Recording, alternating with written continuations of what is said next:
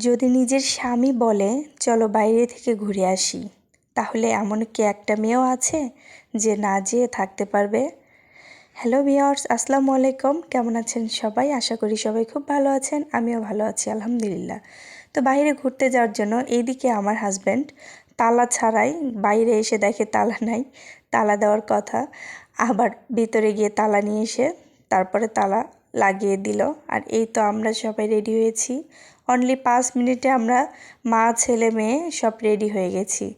বাইরে যাওয়ার কথা শুনলেই মনটা আনমনা হয়ে ওঠে। একটু বাইরে খোলামেলা পরিবেশটা বড়োদেরও জন্য ভালো, বাচ্চাদের জন্য তো অনেক ভালো। তো এই তো আমার মেয়ে উঠতে নিয়ে পড়ে যাচ্ছিল, তা আমি আবার এসে ওকে ঠিকঠাক মতো বসিয়ে দিলাম। আর এই তো আমরা এখন বের হয়েছি প্রায় 3-4 কিলোমিটার দূরে একটা হালিমের দোকানে যাব হালিম খেতে। শুধু হালিম নয়, ফুচকা, চটপটি অনেক কিছুই বানানো হয়।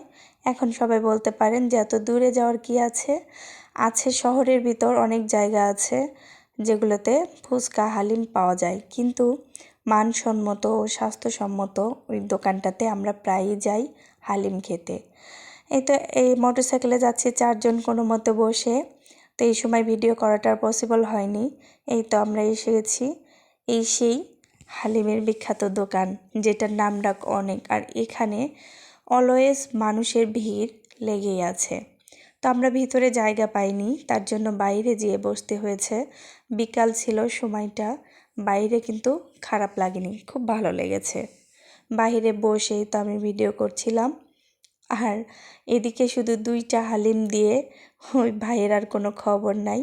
আমার ছেলে মেয়ে বসে আছে তারা খাবে বলে, আর আমরা বসে আছি একসাথে খাবো বলে।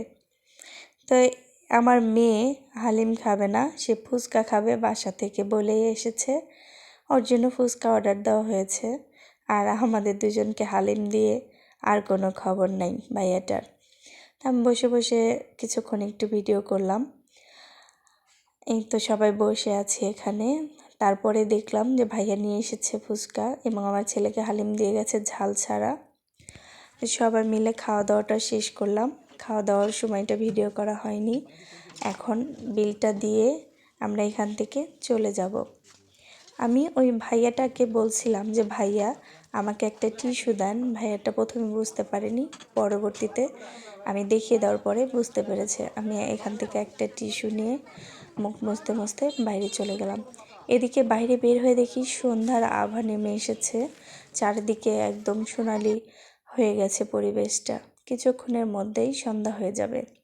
আমার ছেলে পার্সেলের খাবারটা নিয়ে এসেছে হালিম, সে ওখানে খেতে পারছিল না, আর এখানে এসে তার খাবারটা আমার মেয়ে কত সুন্দরভাবে খেয়ে নিচ্ছে, মাশাল্লাহ। এদিকে আমার ছেলের পরীক্ষা, সে পড়াশোনা নিয়ে ব্যস্ত। আরবি পরীক্ষা, তাই আরবি কিছু লেখা দিয়ে গেছে টিচার, সেটাই কমপ্লিট করছিল। এখানে ভিডিওটা আমি একটু না টেনে আপনারা একটু দেখেন যে আমার ছেলে মাদ্রাসায় পড়ে, তাকে সূরা ফাতিহার প্রথম 2 আয়াত লিখতে বলা হয়েছে এবং মাশাআল্লাহ সে খুব সুন্দরভাবে বই না দেখেই কিন্তু লেখাটা কমপ্লিট করতে পেরেছে।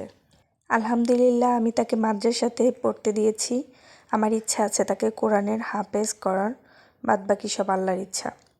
তো আপনারা সবাই দোয়া করবেন এবং ভিডিওটি ভালো লাগলে একটা লাইক করবেন, পাশে থাকবেন, সাপোর্ট করবেন। আল্লাহ হাফেজ।